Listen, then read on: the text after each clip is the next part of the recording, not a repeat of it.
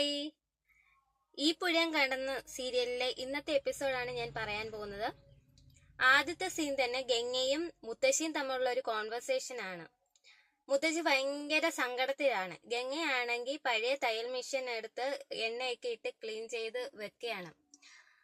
അപ്പോൾ മുത്തശ്ശി വന്നിട്ട് പറയുകയാണ്, എന്റെ അരവിന്ദൻ മരിച്ചിട്ട് ഒരാഴ്ചയായി, എല്ലാരും എല്ലാം മറന്നു. പെട്ടെന്ന് ഗംഗ ആ ജോലി നിർത്തി വെച്ചിട്ട് എണ്ണീറ്റിട്ട് മുത്തശ്ശി അടുത്ത് പറയുന്നു, മുത്തശ്ശി എല്ലാം മുത്തശ്ശിക്ക് അറിയാവുന്നതല്ലേ, പിന്നെ എന്തിനാണ് ഇങ്ങനെ സംസാരിക്കുന്നത്? ഗംഗയ്ക്ക് മുത്തശ്ശി അങ്ങനെ പറഞ്ഞത് കേട്ടപ്പോ വല്ലാത്ത സങ്കടം തോന്നി. എന്താന്ന് വെച്ചാൽ അവര് ജീവിതം ഇനി എങ്ങനെ, അച്ഛന്റെ നഷ്ടത്തിൽ നിന്ന് ജീവിതം എങ്ങനെ കരയ്ക്ക് പിടിക്കും എന്നുള്ള ഒരു ചിന്തയിലാണ് ആ പെൺമക്കളായ, എല്ലാം പെൺമക്കളാണ്, ആൺമക്കളില്ലല്ലോ. അപ്പൊ അവർക്ക് ഈ ഒരു ആൺതുണ ഇല്ലാതെ എങ്ങനെ ആ വീട് മുന്നോട്ട് കൊണ്ടുപോകുന്നുള്ള രീതിയിൽ എല്ലാരും അവരുടേതായ ജോലിയെ അന്വേഷണവും ഒക്കെ ആയി. അങ്ങനെയാണ് ഗംഗയ്ക്ക് അറിയാവുന്ന തയ്യൽ ജോലി തന്നെ തെരഞ്ഞെടുത്തത്. അതിന്റെ ഇടയ്ക്കാണ് മുത്തശ്ശി വന്നിട്ട് അച്ഛന്റെ കാര്യങ്ങളും എല്ലാം സങ്കടം പറയുന്ന. മുത്തശ്ശിക്ക് ഇനി പ്രത്യേകമായിട്ട് ജോലി ചെയ്യാനോ ഒന്നും പറ്റില്ലല്ലോ. അങ്ങനെ എല്ലാരും അവരുടേതായ ജീവിതത്തിലേക്കുള്ള ഇതിലേക്ക് മാറിയപ്പോൾ മുത്തശ്ശിക്ക് ഒരു ഒറ്റപ്പെടൽ തോന്നിക്കാണും. അതുകൊണ്ടായിരിക്കും ഗംഗയോട് ഇങ്ങനെ പറയുന്ന, അരവിന്ദൻ പോയപ്പോൾ എല്ലാരും എല്ലാം മറന്നു എന്നുള്ള ഒരു ഡയലോഗ് അവിടെ വീണത്. അത് കേട്ടിട്ട് ഗംഗ മുത്തശ്ശി അടുത്ത് എല്ലാം പറഞ്ഞു, ഇങ്ങനെ നമ്മൾ മടി പിടിച്ചിരുന്നാലും നമ്മുടെ ജീവിതം ഇനി അച്ഛനില്ലല്ലോ, പിന്നെ എങ്ങനെ നമ്മൾ ഇനി മുന്നോട്ട് പോകും എന്ന ചിന്തയിലാണ് ഇനി എല്ലാരും നിൽക്കുന്നത്. അങ്ങനെ മുത്തശ്ശിയെ പറഞ്ഞ് ഗംഗ എല്ലാം സമാധാനിപ്പിക്കുകയാണ്. ഇനി അച്ഛനില്ല, ഇനി നമ്മൾ തന്നെ നമ്മുടെ ജീവിതം എങ്ങനാന്ന് വെച്ചാൽ കരക്കടുപ്പിക്കണം എന്നൊക്കെ പറഞ്ഞ് മുത്തശ്ശിയെ ഏകദേശം ഒരു സമാധാനിപ്പിക്കുകയാണ്. ഇനി ഗംഗയ്ക്ക് ഇനി പുതിയ തയ്യലുകൾ വരണം, അതിൽ നിന്ന് വരുമാനം കണ്ടെത്തണം, അങ്ങനെയുള്ള രീതിയിലാണ് ഗംഗ ഇരിക്കുന്നത്.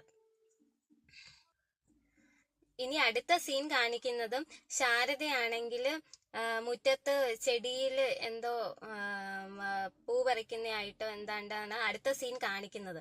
അപ്പോഴത്തേക്ക് ബൈക്കിൽ നമ്മുടെ വിനീത് ഒരു കയ്യിൽ കുറെ സാധനങ്ങളുമായിട്ട് വിനീത് വന്ന് ശാരദയുടെ മുന്നിൽ നിൽക്കുകയാണ്. ശാരദ ചോദിച്ചു, എന്താ മോനെ ഈ വഴിയൊക്കെ എന്ന്. അത് ഞാൻ വെറുതെ ഇങ്ങോട്ട് കയറിയതാണ്, പിള്ളേരൊക്കെ എന്തേ അമ്മായി എന്ന് ചോദിക്കുന്നുണ്ട്. അപ്പോൾ ശാരദ പറഞ്ഞു, എന്താ യമുനയെ കോളേജിൽ കൊണ്ടാക്കാനെ കൊണ്ട് കാവേരി പോയി, പിന്നെ നിളയും സ്കൂളിൽ പോയെന്ന് പറഞ്ഞു. അങ്ങനെ അതാണ് ഇവിടെ ഒച്ചയും ബഹളവും ഒന്നും കേൾക്കാത്തതെന്ന് വിനീത് പറയുന്നുണ്ടായിരുന്നു. അങ്ങനെ കുറെ സാധനങ്ങൾ, കുറച്ച് സ്നാക്സ് ആണ് അമ്മായി എന്നും പറഞ്ഞുകൊണ്ട് കൊണ്ട് കൊടുക്കുന്നുണ്ട് ശാരദയുടെ കയ്യിൽ.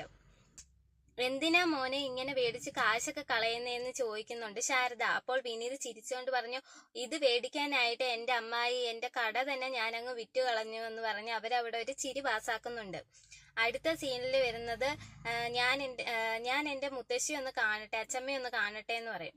അച്ചമ്മയല്ല, അമ്മമ്മ, വിനീതിന്റെ അമ്മമ്മയാണല്ലോ. അപ്പോൾ അമ്മമ്മയൊന്ന് കാണട്ടെ എന്ന് പറഞ്ഞ് വിനീത് ഓടി ഇവിടെ വീട്ടിനകത്തേക്ക് കയറുന്നുണ്ട്. അപ്പോഴാണ് നമ്മുടെ കഥാനായിക ഗംഗ. വിനീത് ഓടി അകത്തേക്ക് വരുമ്പോൾ ഗംഗ അകത്തുനിന്ന് പുറത്തേക്ക് വരികയാണ്. അങ്ങനെ ഇവര് ആദ്യമായിട്ട് കാണുന്ന പോലെ കുറച്ചു നേരം കണ്ണും നോക്കി നിന്നു. കഴിഞ്ഞുപോയ ഒരു പ്രണയത്തിന്റെ ആണോ അതോ ഇനി വരാനിരിക്കുന്ന പ്രണയത്തിന്റെ സിമ്പലാണോ എന്ന് നമുക്കിനി കണ്ടു തന്നെ അറിയാൻ പറ്റുമായിരിക്കും. അങ്ങനെ ഒരു 5 മിനിറ്റ് നേരം അവര് ആ ഒരു കണ്ണും നോക്കി നിന്ന ഒരു സീനുണ്ട്. അത് കഴിഞ്ഞിട്ട് പെട്ടെന്ന് ഗംഗയെ തിരക്കി ഒരു ചേച്ചി അവിടെ വന്ന് നിന്നു. പെട്ടെന്ന് നമ്മുടെ ശാരദ ഗംഗയെ വിളിക്കുന്നു. അപ്പോൾ ഗംഗ ഓടി ആ ചേച്ചിയുടെ അടുത്തേക്ക് ചെല്ലുന്നു. അപ്പോൾ ആ ചേച്ചിയാണെങ്കിൽ കവറിൽ 2-3 ബ്ലൗസ് തയ്ക്കാനുണ്ട്, ഗംഗ തയ്ക്കുവോ എന്നൊക്കെ അറിയാനെ കൊണ്ടാണ് ആ ചേച്ചി വന്നത്. അങ്ങനെ ഈ ചേച്ചിയെടുത്ത് ഗംഗ പറയുന്നു, ഞാൻ ഇനി എല്ലാം തയ്ക്കും ചേച്ചി, ഞാൻ എൻ്റെ തയ്യൽ അന്ന് നിർത്തിയത് പിന്നെ ഞാൻ വീണ്ടും തയ്ക്കാൻ തുടങ്ങിയിട്ടുണ്ട്. എനിക്ക് അറിയാവുന്ന ചേച്ചിക്ക് അറിയാവുന്നവരോടെല്ലാം ഞാൻ തയ്ക്കുന്ന കാര്യം എല്ലാവരോടും ഒന്ന് പറയണം, ഞാൻ വീണ്ടും തയ്ക്കാൻ ഒരുങ്ങിയിട്ടുണ്ട്, ചേച്ചിക്ക് എത്ര ബ്ലൗസ് വേണമെങ്കിൽ ഞാൻ തയ്ച്ചു തരാം എന്നൊക്കെ ഗംഗ പറയുകയാണ്.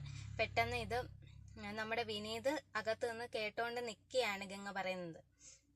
അങ്ങനെ ഈ ചേച്ചി അങ്ങ് പോയി. അങ്ങനെ അടുത്ത സീൻ എന്ന് പറയുന്നത് കോളേജിലെ സീനാണ്. യമുനയുടെ സീനാണ്. യമുന കോളേജിൽ നിൽക്കുന്ന സീനാണ്. യമുനയെ കാത്തിട്ട് ഒരു പയ്യൻ അവിടെ നിൽപ്പുണ്ട്. അവൻ യമുനെ തന്നെ നോക്കുന്നതല്ല, പല പെൺപിള്ളേരെയും നോക്കുന്നുണ്ട്. അതിന്റെ കൂടെ യമുന അവിടെ നിന്ന് നടന്നു വരുമ്പം പെട്ടെന്ന് അവൻ യമുനയുടെ അടുത്തേക്ക് വരികയാണ്. അത് നമ്മുടെ ജയബാലന്റെ മകനാണ്, വിശാൽ എന്നാണ് പേര്. അങ്ങനെ വന്നിട്ട് യമുനയെ കാണാത്തുള്ള കുറെ പരിഭവം ഒക്കെ പറയുന്നുണ്ട് പുള്ളി.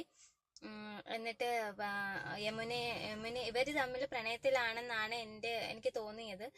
അങ്ങനാണ്. പ്രണയം എന്ന് പറഞ്ഞത് യമുനയ്ക്ക് മാത്രമായിരിക്കാം. ജയബാലന്റെ മകനായതുകൊണ്ട് അവൻ വിശാല് ചതിക്കുമെന്നാണ് എനിക്ക് ഉറപ്പ്. ചതിക്കുന്നത് തന്നെയാണ് കൂട്ടുകാരൻ്റെ അടുത്തും പറഞ്ഞത്. യമുന വെറും ടൈം പാസ് ആണെന്നാണ് കൂട്ടുകാരൻ്റെ അടുത്ത് വിശാല് പറഞ്ഞേക്കുന്നത്. അങ്ങനെ ഇവര് തമ്മിലുള്ള ഒരു പ്രണയരംഗവും പ്രോമിസ് ചെയ്യുന്ന കുറെ രംഗങ്ങളൊക്കെയാണ് കാണിക്കുന്നത്. അതിനെ കാണാതിരിക്കാനുള്ള വേദനകളും ഒക്കെയാണ് വിശാല് യമുനയോട് പറഞ്ഞു ഒപ്പിക്കുന്നത്. നമുക്ക് അത് കണ്ടു തന്നെ അറിയാം. അത് ജയബാലന്റെ കൂട്ട് തന്നെ വിശാലും യമുന ചതിയിൽ വീണിരിക്കാൻ സാധ്യതയുണ്ട്. ഞാൻ കണ്ടിട്ട് യമുന ചതിയിൽ വീണിരിക്കാനാണ് സാധ്യത. അത് വിശ്വസിക്കുകയാണ് യമുന. പിന്നെ ജയബാലനാണെങ്കിൽ രാത്രിയില് വീട്ടില് ബാങ്കിലെ സ്റ്റാഫുമായിട്ട് മദ്യസൽക്കാരത്തിന്റെ സീനാണ് അടുത്തായിട്ട് കാണിക്കുന്നത്. എന്നിട്ട് എന്തായാലും ജയബാലന് ആ വീട് അവരുടെ ബാങ്കിന്റെ കയ്യിൽ നിന്ന് കൈവിട്ടു പോയത് ഭയങ്കര വിഷമമായിരിക്കുകയാണ്. അങ്ങനെ ബാങ്കിലെ സ്റ്റാഫിനോട് അതിന്റെ വിഷമം ഇങ്ങനെ പങ്കുപിടിച്ച്, എന്നാലും നമുക്ക് ആ നല്ല കിളിക്കുഞ്ഞു പോലുള്ള വീട് കൈവിട്ടു പോയല്ലോ, ഞാൻ ചെയ്തതെല്ലാം വെറുതെ ആയല്ലോ എന്നൊക്കെ സ്റ്റാഫിനോട് ജയബാലൻ പറയുകയാണ്. ഇത് പ്രധാനമായിട്ടും കൈവിട്ടു പോകാൻ കാരണം ചേട്ടന്റെ പെങ്ങടെ മോൻ നിവിനാണ് എന്നൊക്കെ പറയാണ്. അവനും ഉണ്ടായിരുന്നു ബാങ്കിൽ വന്ന് അവർക്ക് സപ്പോർട്ട് ചെയ്യാൻ. എന്തായാലും അവൻ ഇതിനകത്ത് ഉണ്ടായിരുന്നു എന്നൊക്കെ ജയബാലൻ ഞെട്ടുകയാണ്. എന്തായാലും ഇവരുടെ കയ്യിൽ ഇത്രയും കാശുണ്ടായിരുന്നു എന്നൊക്കെ ജയബാലൻ അങ്ങ് സംശയമായിരുന്നു. എന്തായാലും അത് കൈവിട്ടു പോയതിൽ ജയബാലന് ഭയങ്കര സങ്കടവുമാണ്. അത് ഓർത്ത് ജയബാലൻ വീണ്ടും അതിനകത്ത് മദ്യം കുടിക്കുകയാണ്. അവര് ഫുഡ് കഴിക്കുന്ന ശാരദയും മക്കളും കൂടി ഫുഡ് കഴിക്കുമ്പോൾ ശാരദ വിഷമിച്ചിരിക്കുകയാണ് ഫുഡിന്റെ മുന്നിൽ. അപ്പോൾ മക്കൾ പറയുന്നുണ്ട്, അമ്മ ഇങ്ങനെ വിഷമിച്ചിരിക്കാതെ ആ ഫുഡ് കഴിക്ക് എന്നൊക്കെ പറയുന്നുണ്ട്.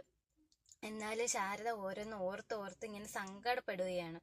അപ്പോഴത്തേക്ക് അരവിന്ദൻ കൂടെ ഉണ്ടായിരുന്ന ഫുഡ് കഴിക്കുന്ന അവർക്കും ശാരദയ്ക്കും മക്കൾക്കും വാരി കൊടുക്കുന്ന സീനും ചോറ് വാരി കൊടുക്കുന്ന സീനും ഒക്കെ ഇടയ്ക്കിടയ്ക്ക് കാണിക്കുന്നത്. അത് ഓർത്ത് ശാരദ ഇങ്ങനെ സങ്കടപ്പെട്ടിരിക്കുകയായിരുന്നു.